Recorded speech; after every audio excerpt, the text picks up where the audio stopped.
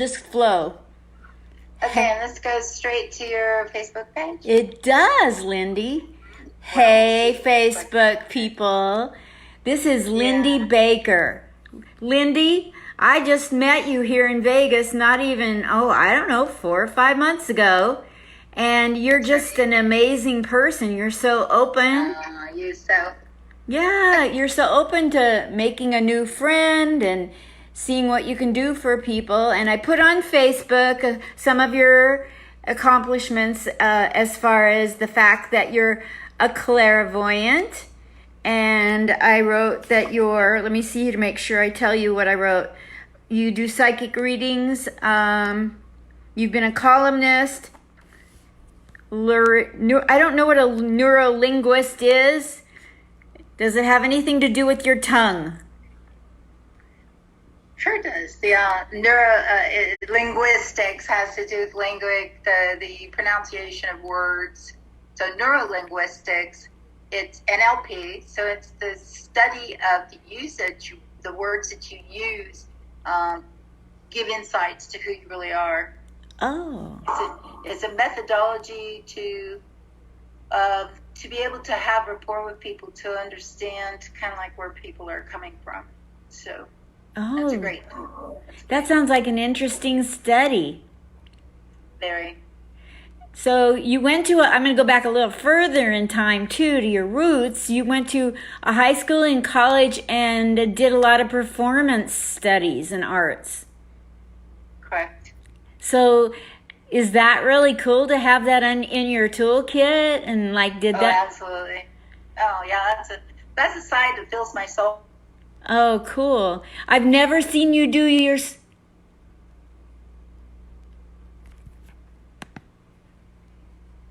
a second. This is in trouble. The audio cut out that whole time you responded. Can you try it again? So, because it cut out because of your phone or because of Zoom? Okay. Probably Zoom. The computer said it was unstable, and it might mean that I'm unstable. I don't know. I'm unstable too. Let's act on that one.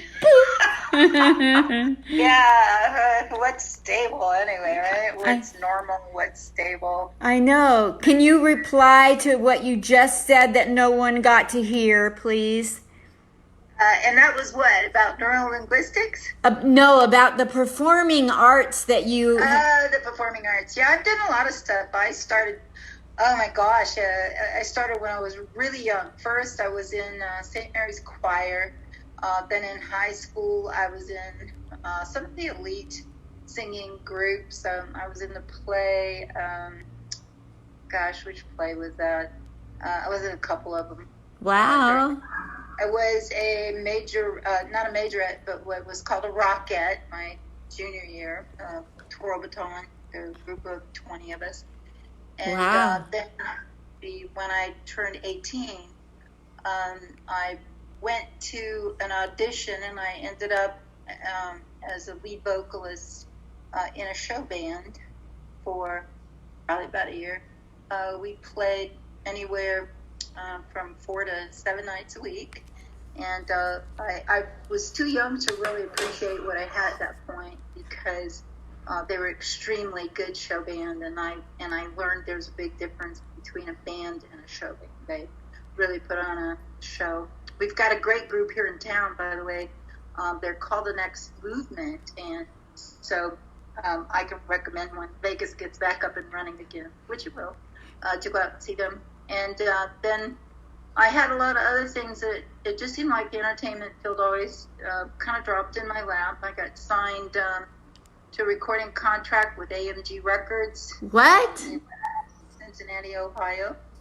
And I was also with some bands down there. One of them was called the Ohio Entertainers. And so I was involved in that. And I worked at WXIX TV station in Cincinnati, Jerry Springerville, for a little bit there. And then we came to California, and and I didn't really understand a lot that had to do with LA and etc. And we moved to a little town called Highland, California. Where? Highland, Yeah. California, and San Bernardino. And it was funny because I looked at the advertising for the city, right? And it said, well, it had 3 TV stations. So I thought, well, I could go to work there. So I refused to transfer to Metro Media in LA, which would have been huge, right? And then when I got to San Bernardino, I found out that what they really meant is that you could get 3 TV stations. Oh my gosh. Have one. They don't, in that area, they don't, still to this day, don't have a station of their own for whatever reason. So, yeah. So, and then I ended up going to college at Crofton Hills College, and my major had to do with performing. And so there, I was in a bunch of plays too. I was Goneril in King Lear. What? Summer in Redland Summer Theater Festival. Can't believe I memorized all that. And then I was in quite a few others, all in that area, like the Riverside Community Theater, Redlands Community Theater. I was in Bus Stop. I was in a wonderful play called Artichoke. And then, I did some TV. I went for a game show audition, and I was picked by Larry Hovis, who was Carter on Hogan's Heroes. He had a production studio of his own. And people, when I say this, people always think I'm making it up, but I was very shy, and I can still get very shy too. And so Larry actually even wanted me to screen test, but I was so shy, and I was also married at the time, and I just didn't think my husband would go for that at all, because he just wanted, like, a little domestic homemaker. So I tried to please everybody. I held a full-time job and took care of my family, and then tried to fit that other stuff in and stuff. And then for a while, when I got divorced, I took a break from that, and I was helping various police departments at that time, because children are extremely important issue to me. They have no control over their lives or their future. They're subjected to whatever through parents. And so I ended up working on cases of abducted children.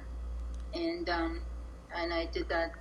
I don't believe in profiting from other people's pain. Yes. So I volunteered my time to do all of those different investigations, and some were pretty damn exciting, and some were pretty gory too.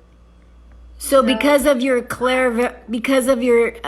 extrasensory powers of being clairvoyant and psychic, you were able to locate some children?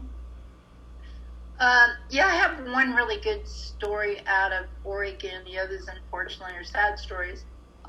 In the beginning, I would try to track where the child was, and that ended up being very emotionally unsettling for me because of some results in some of the cases that I went through, and with a lot of skepticism too, And so it was just so emotionally difficult to deal with that, and so I quit going like out to the site, and then I started when I would just they wouldn't even give me the name of anybody. I basically would put my hands on a file and tell them whatever impressions that I got on the file so that they could go solve the crimes. But I started focusing on the culprits. I started focusing on these sick people who go after children, and that's where I had the best results, was helping the police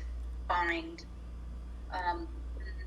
the criminals, these sick assholes that were doing this stuff. So, and then I don't know. It's amazing. Other stuff took over. That's amazing. And now you've even helped me on the phone by doing some emotional release. Do you want to talk about that talent you have, that ability?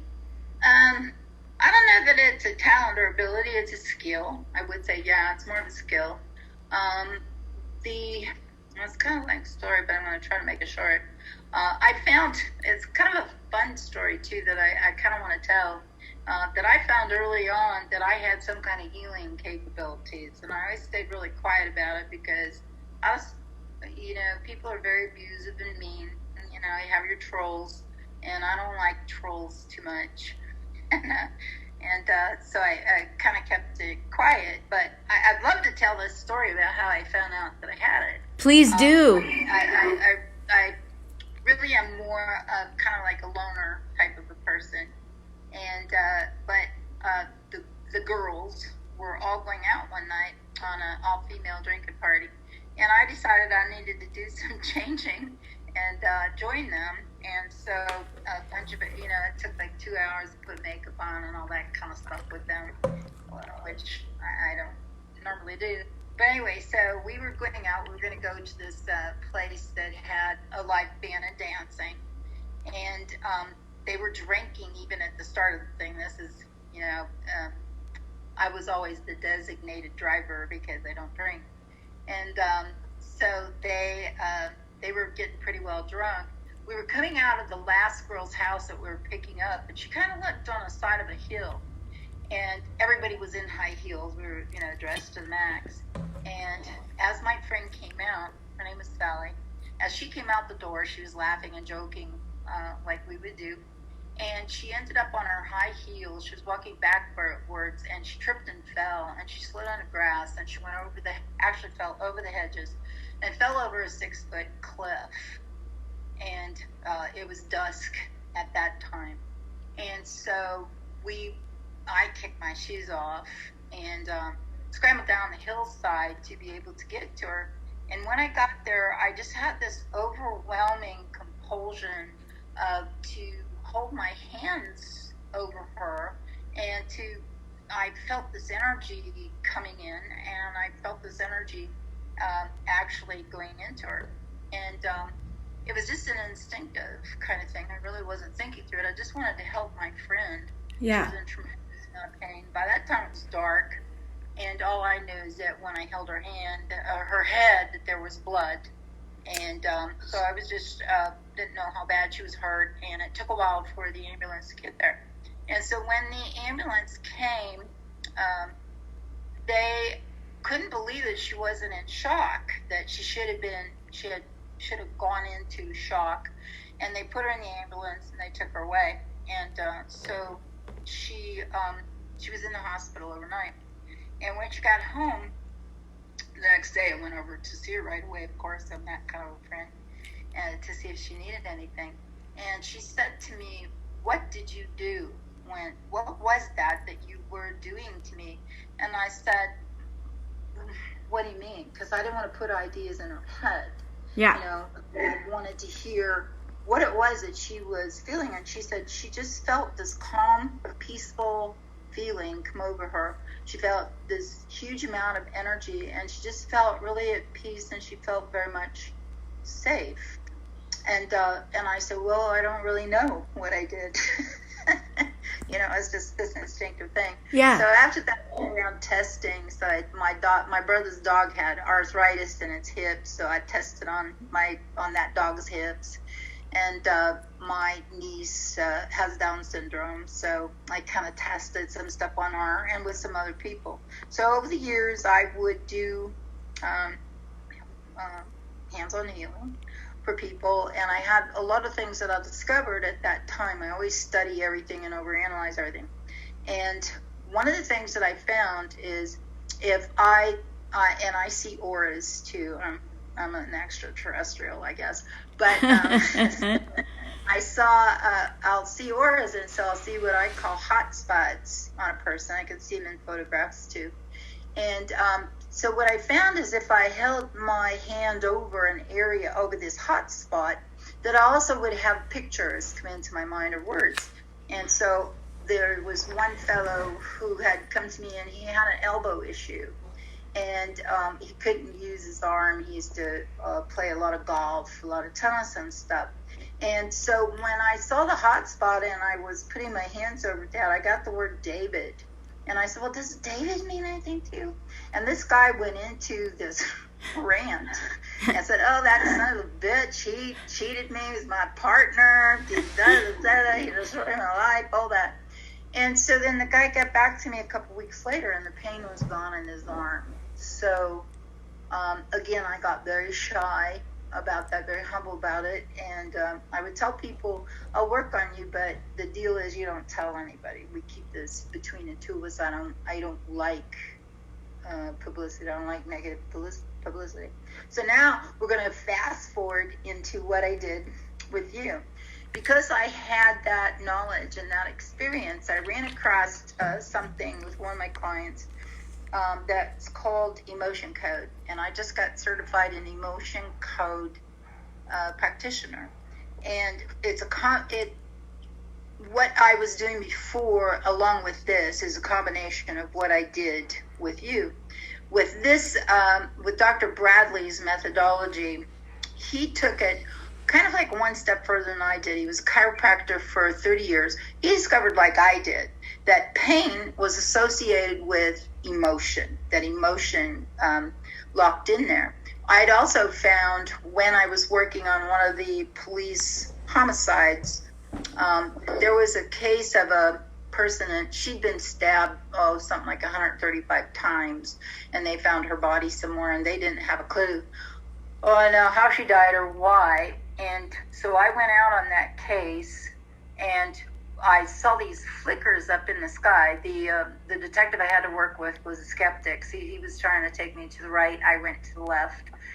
And what I saw these like flickers in the air. And when I walked into that, I found that it was a hologram, that I saw everything that the woman saw as she was dying, as she was being stabbed. And as a result of that, I saw that there was an orange Volkswagen, and I was able to get a partial plate. And so they tracked that. The captain of this was Pomona Police Department. Yeah. Believed in me and trusted me, and so they were able to track this Volkswagen, that it was her roommate that had done this. Oh my gosh. And she had the orange Volkswagen, and so they were able to find blood and all different kinds of things. Wow. Volkswagen.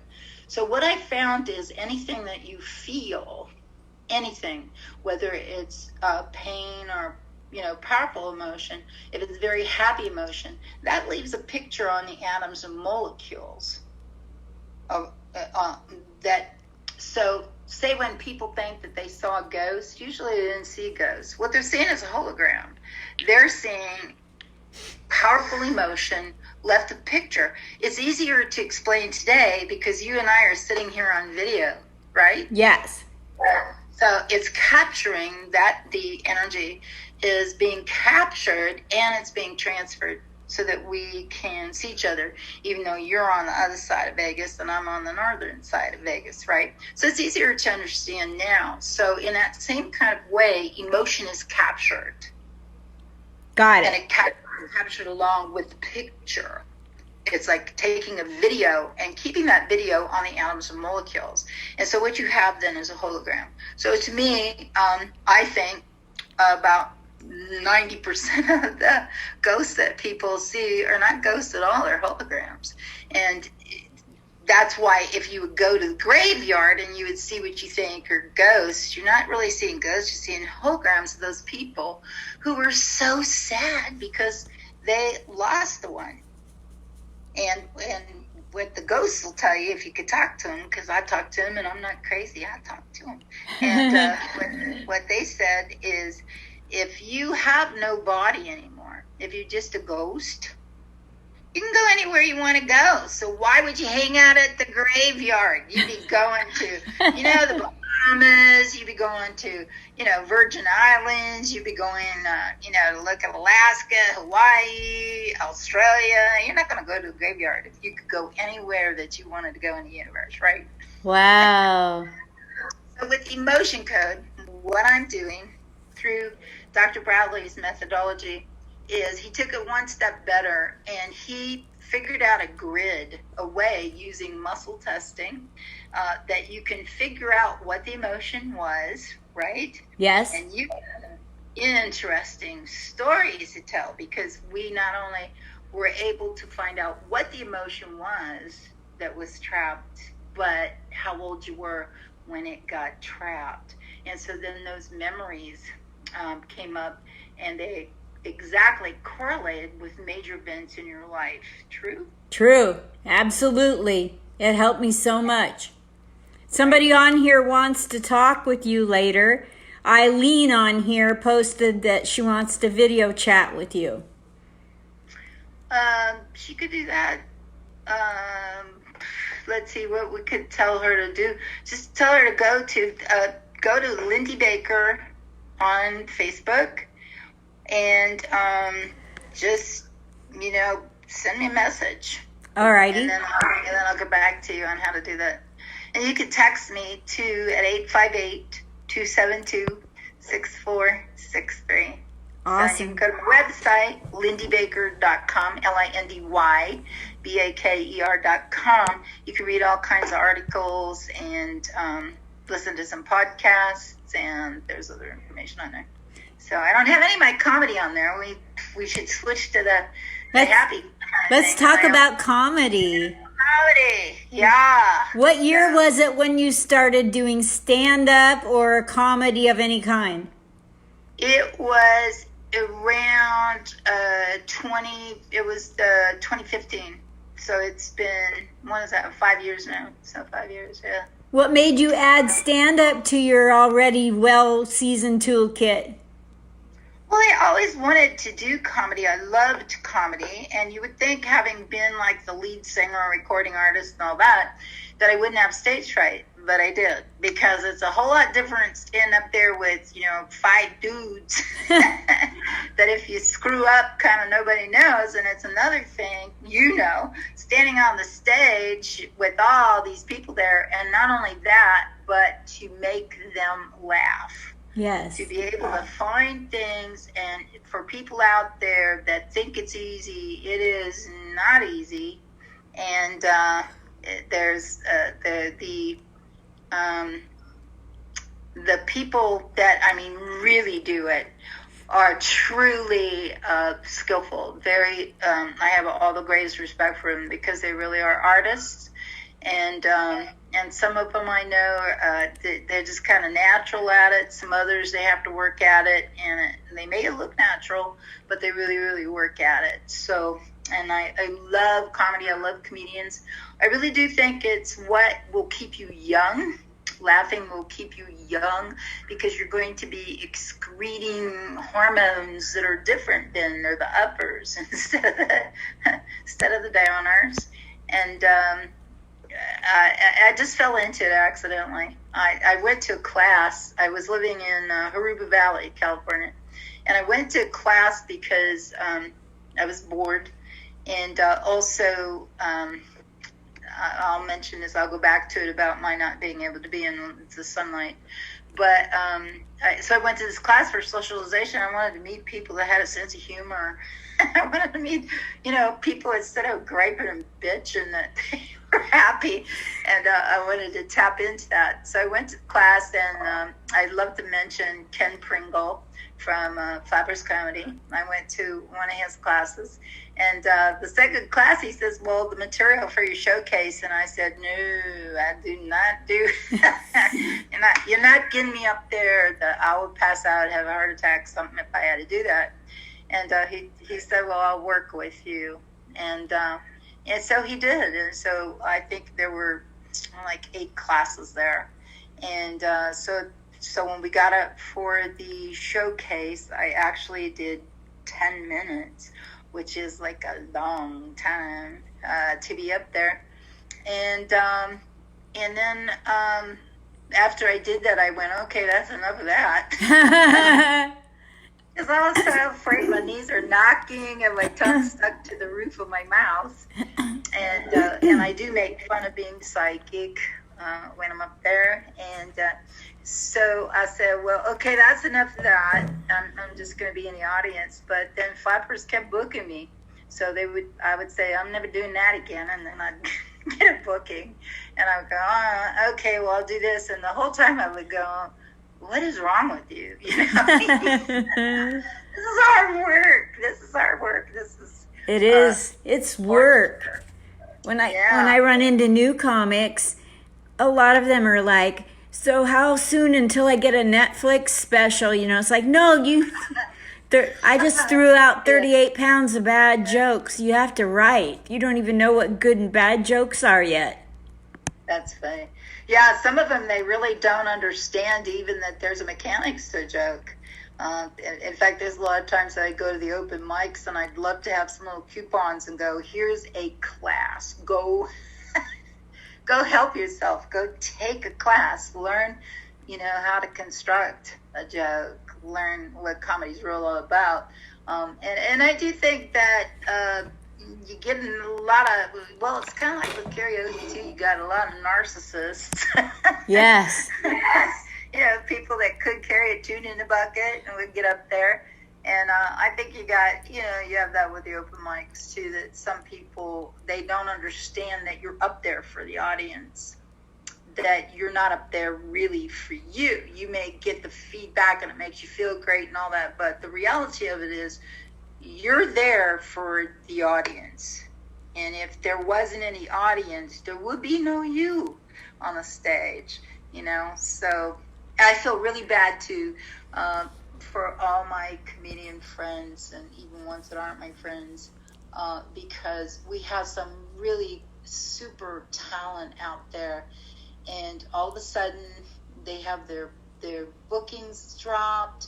Even going into May or June, they have no income, and that's sad. So sad. Sad that we're put in that place. Yeah, so there's some, like people that are like me, open mic, getting on a few shows. It's no big deal, and I have Social Security and veterans, and but other people that have been living off of being a road comic or getting booked at Kimmel's and around the country, oh my God. I talk to so many club owners that don't know if their clubs will remain open. Right. And so many comics that have lost $7,000, or more lately. Right.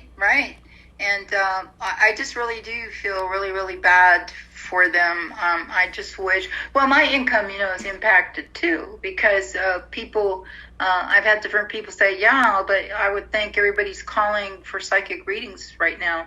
My answer to that is no, they're buying food.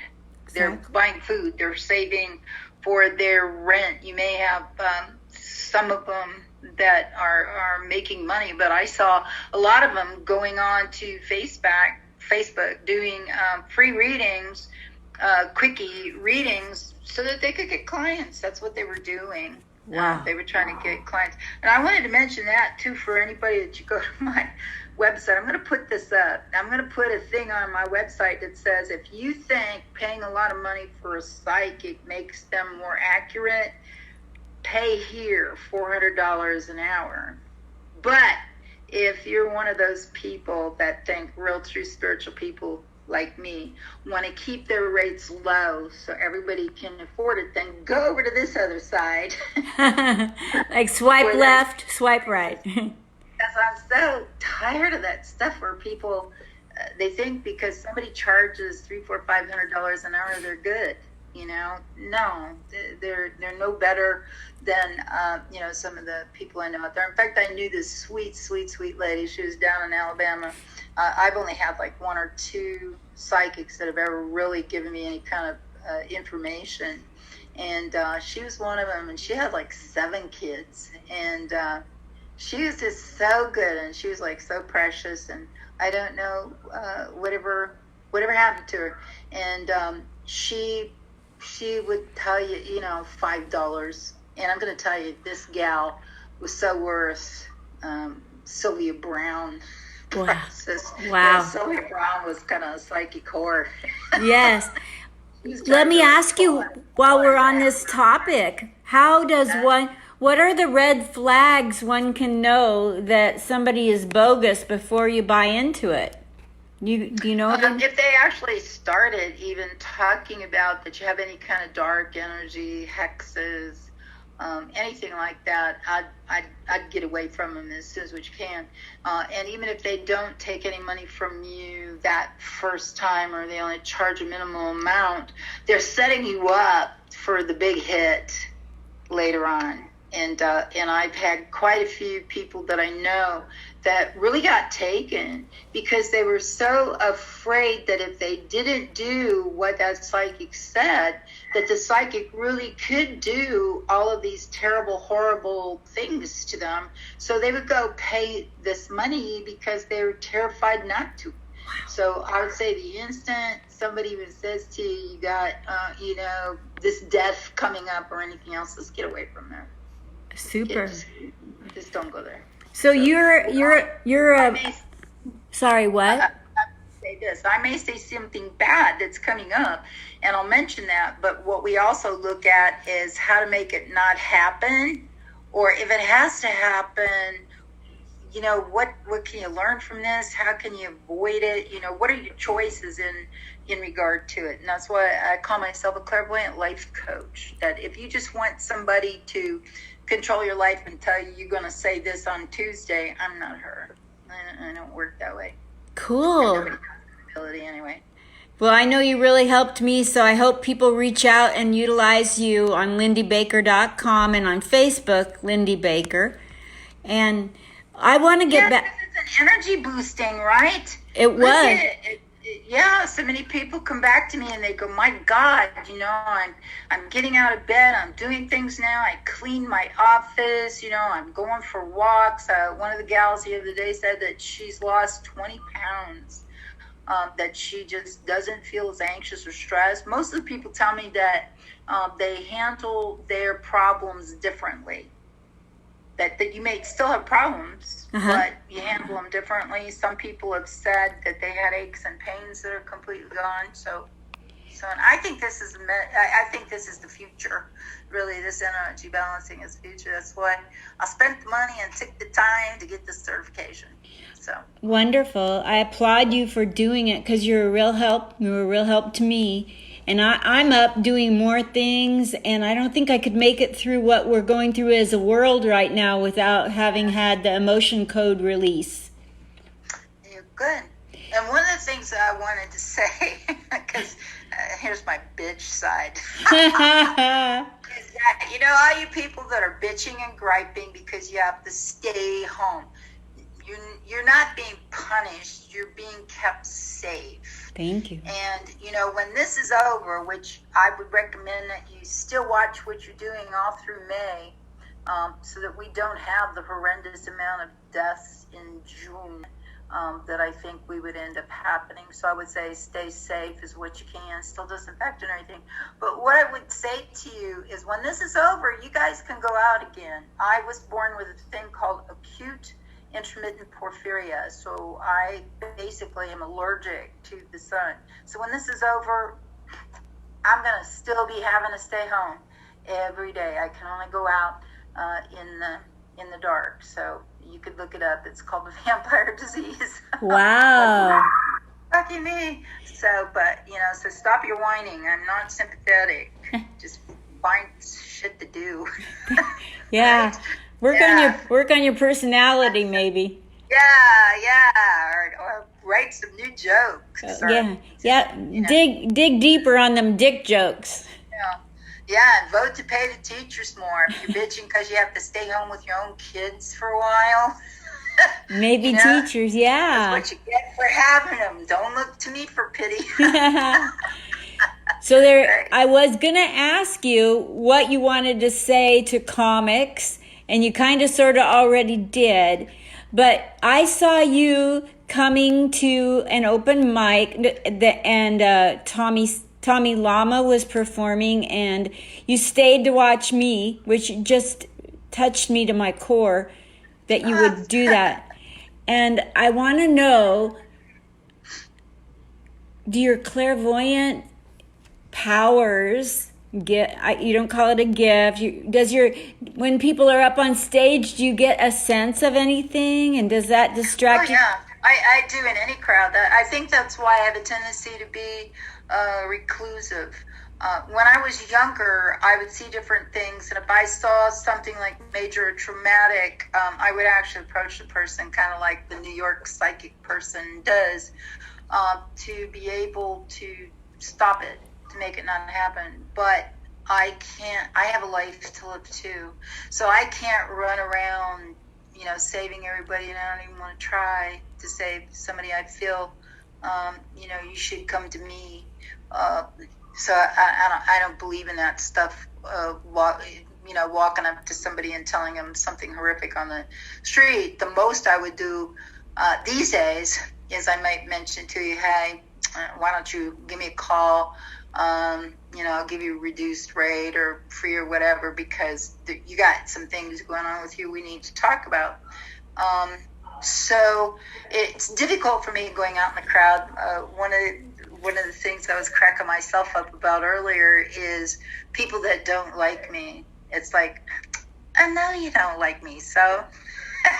And I know the ones that really really and truly do love me and care about me, and and also I know when you're lying to me. So I might not know exactly what you're lying about, but I know when you're lying. So that's cool. And up in my head, I'm just sitting there thinking, yeah, this idiot thinks I don't know they're lying to me. Exactly. But yeah, no, and I'll see if I felt like I will step out if I see something maybe really tragic going on. I would take the person aside. I would not do that, blatant public. I would take the person aside, and I'd try to just common sense caution them in some kind of way. So anyway, yeah. But that's one of the reasons I love to go to comedy too, because if everybody's happy and joking, then I feel bad. Yes. Who wants to feel crappy stuff? And I do not. And I don't smoke or do pot. I did, back in the band days. And I can't drink alcohol. It's a part of that porphyria disease that I have. I get very ill if I do that. And but I like hanging around with people that are drunk and stoned, because and I don't have to buy my drugs or spend money. I could just hang with you. It's like a whole shit show watching people. Yeah, Tommy can verify that. I was out with Tommy one time, and he was a little shit-faced there while we were down at one of the shows in Boulder City, and he said something to me about, did you have something to drink? You're kind of drunk. And I go, no, you are. No, you are, so I am. It's sort of only good things about who I am. Yeah. So when you go and watch other comics, and I know that you gave advice a minute ago that they could write jokes or better jokes and stay home, it's serious, but advice in general as knowing performance art and observing multitudes of comics over the years in different parts of the country, what would you like to say to young upcoming comics starting out? Well, what I would say to them, if you didn't like going to school, you won't like this. Right?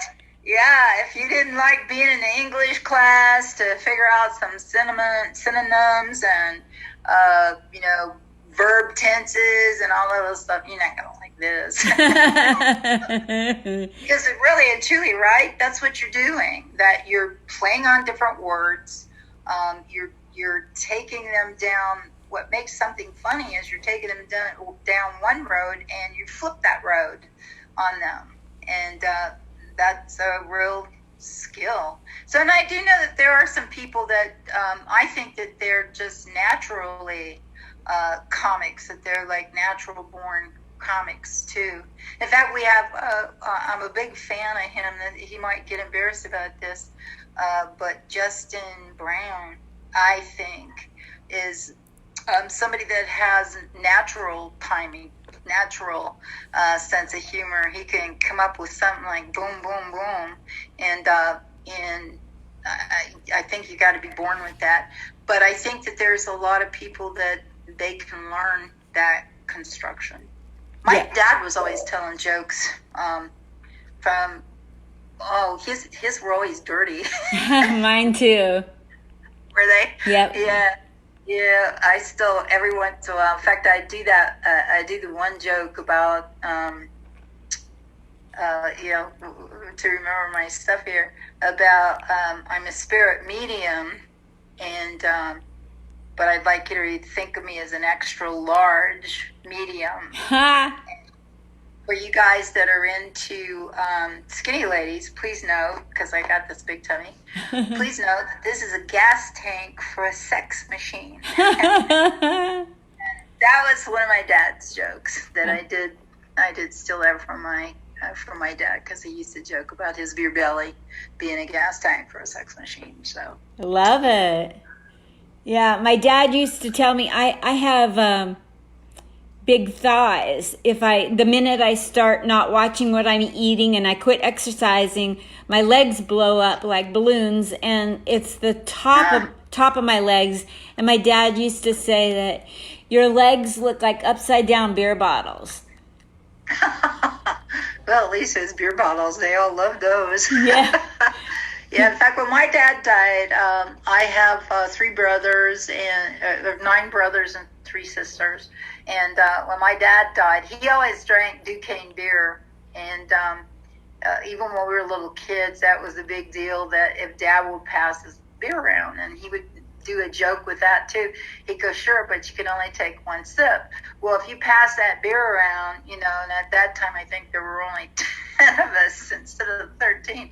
So if he passes that beer around, he gets back an empty can, right? And so he would always act like, oh my God, who drank all my beer? Oh my God, my can is empty. So that was, I know probably people going, oh my God, a dad that gave you beer. Yeah, well, we didn't die. So, but when my dad died, my one brother brought a cooler full of Duquesne beer, because that's what my dad drank, and we all kind of shook it up a little, and we all popped the caps at the same time, that the beer just spewed all over the place, and said goodbye to my dad. Those are some cool memories. Oh yeah, and my uncles were Italian, so it was Charles Pucci and Joe Vitale, so that's where we got all the Italian crazy too. They're emotional and dramatic and loving and all that stuff too. So yeah, they used to play Monopoly, and they would cheat. Oh my gosh. Yeah, tell their jokes and stories. So I used to love when they would come over to play Monopoly, because we would be laughing. We would be having a good time. Lovely memories. Do you ever recall people playing Monopoly with you, and the way that they played Monopoly as a kid was the way their life played out? I don't know. What I'm trying to think of is, let's see, I had an older brother that spent 10 years in jail. I was trying to remember if he went to jail a lot in Monopoly. But he's brilliant. He had kind of like an Einstein IQ. He wrote the original source code on computers. He designed the instrument panels for the Trident missiles. What? That kind of stuff. Yeah, he got wrapped up with the wrong kind of partner, and went to jail he was supposed to go for 2 years, and he ended up in there for 10. So my brother went to prison. He thought he could rob a hippie in the 60s, and the hippie turned him in. Yeah, that's where we get our humor, right? That's for that stuff that went on in our families, right? So, yeah, where did you grow up? Portland, Oregon. Oh, so Yeah, do we have? I could tell a story about Eugene, Oregon. Yes, please. I'm going to That plug my phone in. Hold on. sure. There's always strings attached.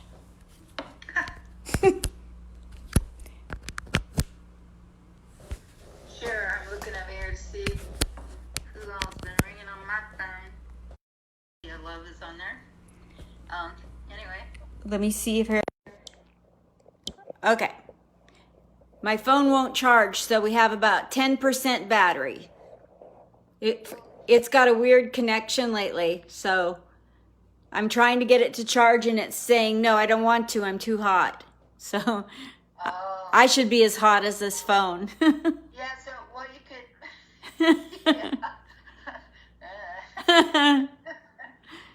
Well, turn your light setting down. Put your light on, not as bright. Sorry? That idea. Can you see what I'm putting on the screen right now? No. What are you putting on the screen right now? Are you looking at my face? Are you looking at my Facebook Live on the computer? No. Okay, No, no. I don't have that up at the same time. I just have Zoom. But I can go look at your Facebook Live. I want to make sure what I'm looking at's really. Maybe. Let's see if I can go Facebook. Hold on, people. We'll get back to normal here in a second. Oh, God, please, no. I don't want to be normal. Don't make me normal. This has to be okay, so we can just keep talking. All right. Okay. I'm not really sure what all you're doing over there, woman. That's okay. I'll explain it. I'm on the phone on my page. Oh, yeah. I see me. It's live. Okay. Watch it in app. And we're on a split screen, right? Yeah, it shows on your Facebook. It is, yeah. Good. Okay. So where were we when we got sidetracked with my phone cord? That you grew up in Portland, Oregon. Yep. Portland, Oregon. Yeah, one of my favorite boyfriends was from Portland, Oregon. Really? Yeah. Well, what was his name? What was his name? I probably know him. Wayne. Johnson? No, Wayne Colby Simmons. Don't know him. He I still have him in my heart. He was a lot of fun. It was a lot of fun. He used to, we'd come home from places and he'd immediately go over and pee on my neighbor's bushes. That's what he did in Portland, so, hey. You have a story about Eugene, Oregon. I want to hear. Yeah, Eugene, Oregon is a psychic story. That I used to work on Sylvester Stallone's mom's hotline. Long time ago, it was one of the psychics on there, and they had for a while where you could go online and set the calls to go to your home, and they don't let you do that every once in a while. And so one time I was able to do that, and I just was bored. I never would go on there at night. It was enough during the day. So I went on there, and I got a lady that called, and she said, I need your help. And I said, okay. She said, my 5-year-old is missing from the mall in Eugene, Oregon. And I said to her, you're really lucky because tonight you got a real psychic, because a lot of those that worked on those, they really weren't. They were people that they basically kind of trained them in customer service, and they might pull a card or two and read whatever the meaning of the card was. And so I said, well, you're really lucky because you got a real psychic tonight. And she was just really super hysterical. And so I said to her, did your child have like the sandy blonde kind of hair? She had a flowered dress on. She had brand new patent leather shoes on. Whatever it was that I was getting. And so the lady got even more upset, so upset that we had to put the husband on. And I told the husband that I wouldn't deal with either one of them, that I had to deal only with police force, because what people don't understand is a lot of people want to be psychics that run out for these kind of stuff too. You can distort the evidence, and because you distort the evidence, you lose the case, and some sick SOB ends up being free because of your stupidity, because of your ego. And so I said, I'll only work with the police, and so like, give me your name, your number, who's the officer, that's working on this, you've reported it, blah blah blah. Yeah, they've reported it. And so the police force there contacted me. They had a conversation with me, and I was actually able to, with Dad's help, I had gotten a name, and at that time they actually still had a phone book in the town that listed people's numbers, and I just got this gut feeling to go to the phone book and look up this person's name, and I actually had his address in there too. And so then when the police force contacted me, I said, I'm getting this name. We looked it up, and here's his address. And this child is still alive. And so you have to use caution and everything. Of course, approaching that. So he was able to get the search warrant, and they went out within hours of that. And the great news was that the little child was there, and she was still alive. And she was 5 years old, and so she was able to be returned to the parents. And unfortunately, we didn't get there soon enough, so she had some physical damage that was, some torturing kind of things that had been done to her, and but she was able to be saved. So whenever anybody says Oregon, I get this special thing, because it was about a year after that. To me, I was just doing what God gave me this gift for, that I was using it to help other people. It's not my gift, it's a gift to you. It's not my gift. Yes. It's not my power, it's your gift. But so about a year after that, I got a telephone call, and there was this little voice on there, and I didn't have like the caller ID or anything like that. And this little voice says, I just called to thank you. And I said, oh, you did? And I'm thinking, it's like maybe somebody's grandkid. I have, a lot of clients that their kids have known me, from when they were very little. And this little voice, she says, my name is so-and-so, and I'm from Eugene, Oregon. I still get emotional. And I want to thank you for saving my life. And that was a day that I was so grateful for who I was, because what a lot of people don't understand is the kind of bullying that I have been subjected to my entire life for being this way. I even have people in my family that have abandoned me, and alienated me because I am like this. Yep. And so this is some religious wagon that I caught on. I didn't, I didn't wake up one day and go, dear God, how can I fuck up my life? I think I'll go be a psychic, right? Not what happened. I was born in this way, and I was weird like this ever since I was a little kid. And, like Noah, can you imagine Noah going through his stuff, trying to tell everybody it's going to be a flood, and he's building his big boat because he said he had some kind of a vision, so I get him completely, because that's what I go through.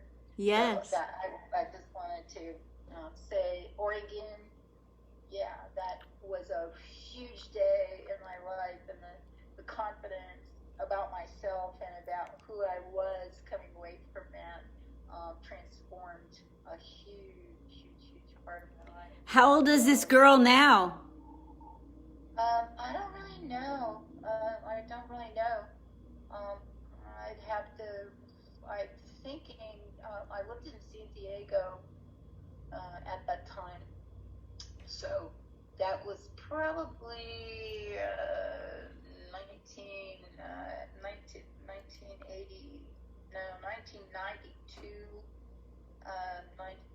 1990. Well, Spirit says 1994. It was around 1994. So what would she be? She'd be 26 plus 5.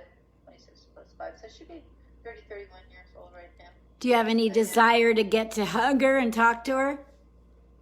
No, we had planned on that. We were thinking about doing that. The parents really didn't have a whole lot of money. They were, pretty well poor people. And the dad, did some kind of factory work, and the mom didn't work at all. And so that was so the mom and the dad did get on the phone then. And again, we had to watch the interaction. What I'd learned that I had to do was I had to hand over any evidence that I have, any ideas about evidence, to the police. And then they follow up with it, because one of the things too is that there's a lot of juries out there, if they think that a psychic was involved with it, they'll set the guy free, because they don't believe in who you are. They don't believe in what you can do. They're some kind of religious belief stands in the way. So that's one of the things you have to be very cautious about, is that it doesn't come up like you did it. It must come through that you give the evidence and the information to the officers that are in charge of that. So, Wow. And I was going to be an attorney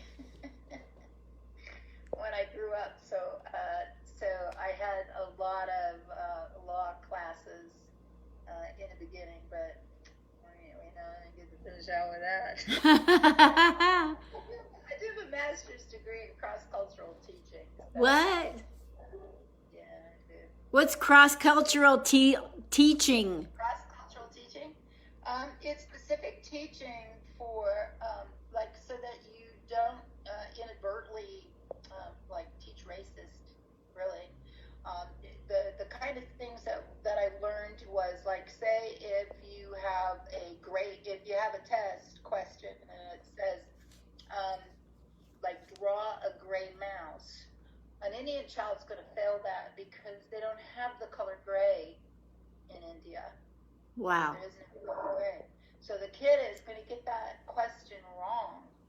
And so basically it's learning to teach and understand each culture. It's like for the Native Americans, the Native Indians, that they are taught that you do not look straight at a person.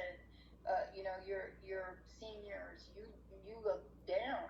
And so there would be a lot of people, teachers or somebody that would go, look at me, you're a belligerent, you're whatever you are, because you're not looking up at me. But that's what they're taught, is you have reverence for your elders. You don't look at your elders. You always, keep your head down.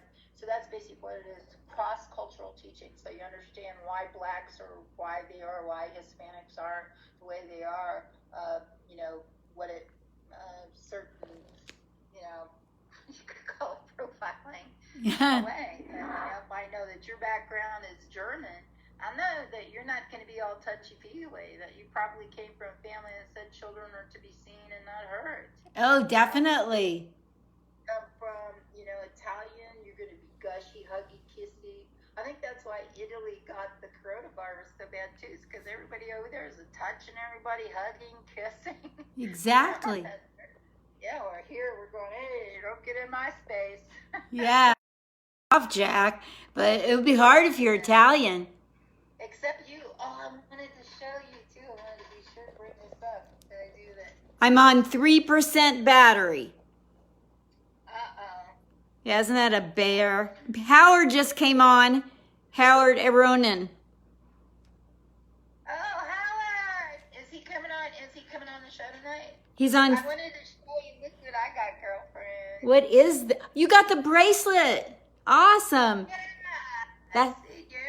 That's a St. John bracelet there. So sweet of you. That was so sweet of you. Where did it come from? My sister gave me 2 or 3 of them. Well, who needs that? They call them bangles because they dangle and bangle and clang, and like you move an inch and you're making a noise, and I don't like making noises. Like if I'm at a comedy show, I don't want to interrupt because my bracelet's clanging. I wear. Yeah. So I was glad. But you wore it just for me that night, right? I must have, because it was just meant to be that you had to have it. Yeah. So how drunk were you when you gave it to me? I don't think so. I do that. I give away if you tell me if people tell me they like something that I've got on, if it's not my dress, I'll give it to them. Like sometimes you wear things but they're not quite suited for you, but you wear them, and then if somebody tells me, bam, they have it, and they're like, "What are you?" And what culture is that? There is a culture. What is it? Japanese culture. That if you admire something of theirs, they have to give it to you. Wow. Yeah. Well, I better get off of here because I can't wait till Rick's Barbecue starts back up again. That's a good comedy show. Lots of women. He gets lots of women up there. Every color, shape of person that's up there. Where there are some places in town that I kind of call them the whitey boy place. yes, Because they have their white guy comedians. So. We were going to be on a show together, and then we both got sick. So, yeah, I'm very glad that Steve McAnally is such... What? You can't hear me? Are you swearing? No, it's probably that I'm unstable. Oh.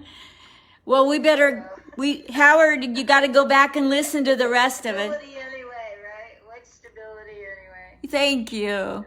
Thank you so much for your time and this wonderful interview. Well, it's always fun. I'm glad that you're giving all the comedians in town a chance to get on there and talk their stuff, and I think that's great. I think it gives them something to inspire, motivate, and look forward to.